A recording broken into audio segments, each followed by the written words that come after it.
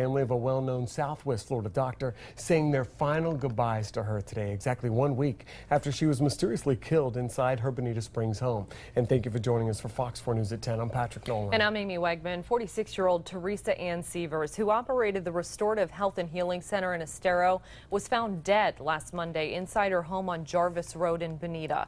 Now, as of tonight, deputies still remain very tight-lipped about exactly what happened to her. Here's what we know so far in this case. Authorities cleared the scene on Friday, 5 days after that investigation began. They were seen scouring the home for clues, dusting for fingerprints, even removing a van from the garage at one point. Now, deputies say they are still pursuing several different leads in this case.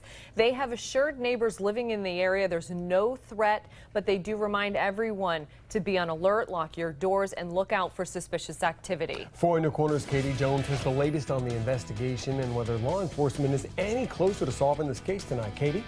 Well, Patrick, a spokeswoman with Southwest Florida Crime Stoppers tells me in the past week they've only received about 5 or 6 tips about Dr. Teresa Sievers' murder. So they're asking anyone with any information to come forward. As a beloved doctor, wife, and mother is laid to rest, the amount of questions continue to grow about her sudden death. Her sister talked to me recently about what it's done to their family. We're all very, very, very close.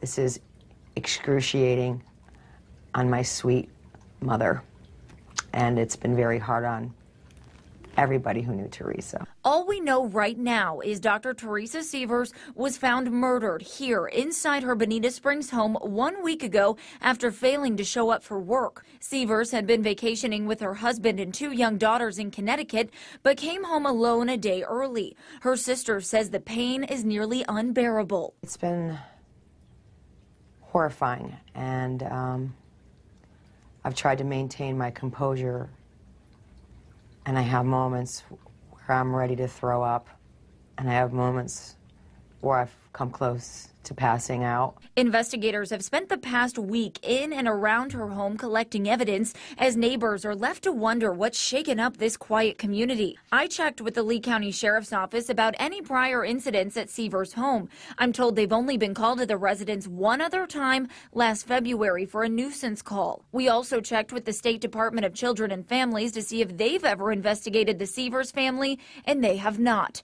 As the investigation continues into what happened at this home, friends and loved ones we talked to say they want to focus on the legacy Dr. Sievers leaves behind. I'm counting my blessings that I had the opportunity to really be in her presence. And we worked together for several years. It was really amazing to be inspired by a person like that.